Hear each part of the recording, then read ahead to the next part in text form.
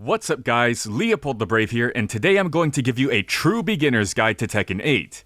And the reason I say true beginner's guide is because typically, when you look up a guide for these fighting games, you're immediately bombarded with all the technical terms, and the names of all the mechanics and everything, and oftentimes it can just be a bit too much, especially if you have my P-brain. Counter hit, perfect electric, down back 4. How are you supposed to know what any of that means without any prior knowledge? This guide is going to have as little of that as possible. I started Tekken all the way back on Tekken 1, the very first game on the PlayStation. And for pretty much the entire franchise up until Tekken 4, I was button mashing. That's when I actually started paying attention to what I was doing and figuring things out for myself. But even back then, I still didn't have those technical terms figured out. I didn't have any guides to follow.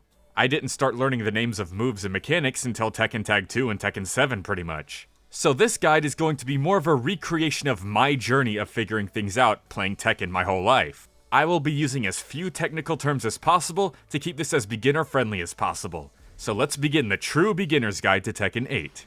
As we come to the character select screen, usually these guides will list off a bunch of characters and describe their playstyles and tell you to pick the playstyle you're looking for the most. Maybe a character that does a lot of damage with a few hits, maybe a super fast character, a stance character. But for my true beginner's guide, just pick whoever looks cool to you. I think I'll go with Jin, since he's the protagonist of the game and likely who you'll be playing the most if you decide to start with story mode.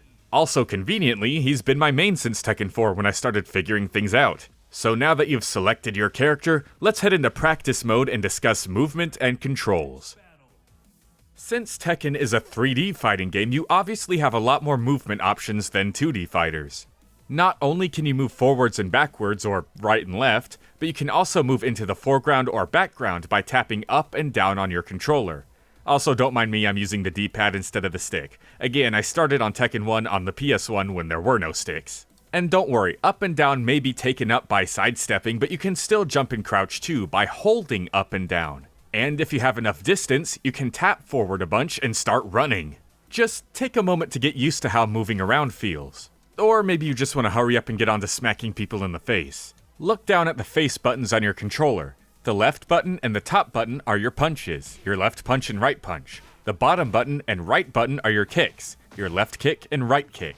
Don't worry too much about left and right for now, just know that these are your punches and these are your kicks. Then you have your right shoulder button for activating heat mode. This puts you in a buffed state and even gives you a couple new moves, like your ultra-powerful Heat Smash, which you get by pressing the shoulder button again. And the right trigger allows you to activate your Rage Art, a super move that you can use when you're at low health. So now that you know the controls, let's start experimenting. And by experimenting, I mean really experiment. Just punch and kick a few times to see how it feels, but then I want you to start getting more creative. Every single character in Tekken has just about 100 moves, so no matter what wacky combination of inputs you could come up with, you'll likely get something brand new. For example, what if I use one punch, another punch, and then a kick?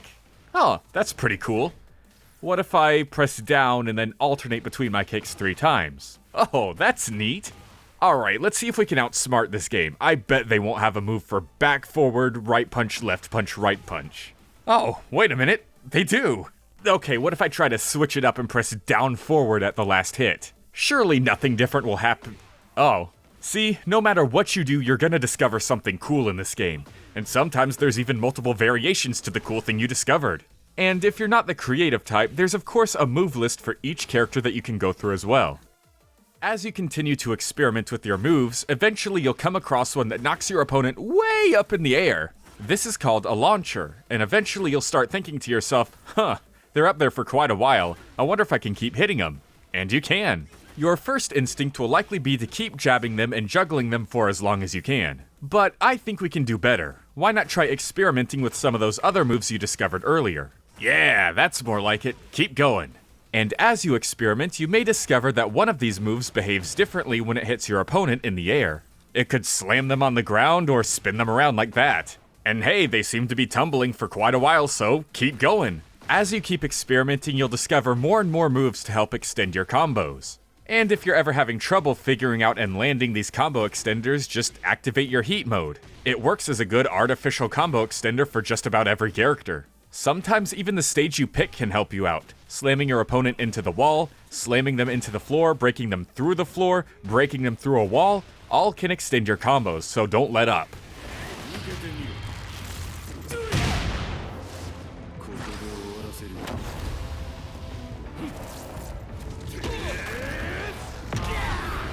There's also throws you can do by pressing a punch and a kick button at the same time. You can't really use those in combos though unless you're a grappler like King. Most characters have a special third throw by pressing up, forward, and both punch buttons at the same time. Then there are some characters with completely unique throws that no one else has. For example, Jin has one that you get by pressing down, forward, square, and triangle. But now you know how to move, how to attack, how to do combos, and you even know how to throw. But how do you block? The answer? Just stand there. Yeah, there's no special button you need to press in order to block. You do of course need to crouch occasionally to block low attacks. Please make sure you try your best to block low attacks. So many new players forget about lows. You can break throws too by pressing the same throw buttons your opponent did, but this can be pretty tricky and may feel like a guessing game sometimes. But at this point, I think you're about ready to get in there. You don't quite know all the technical terms, sure, but you know all the buttons, you know what they do, and you know when you can do them.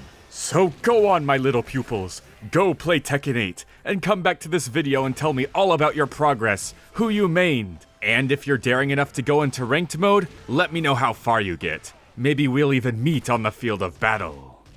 Anyway, see you guys next time. Leopold the Brave out.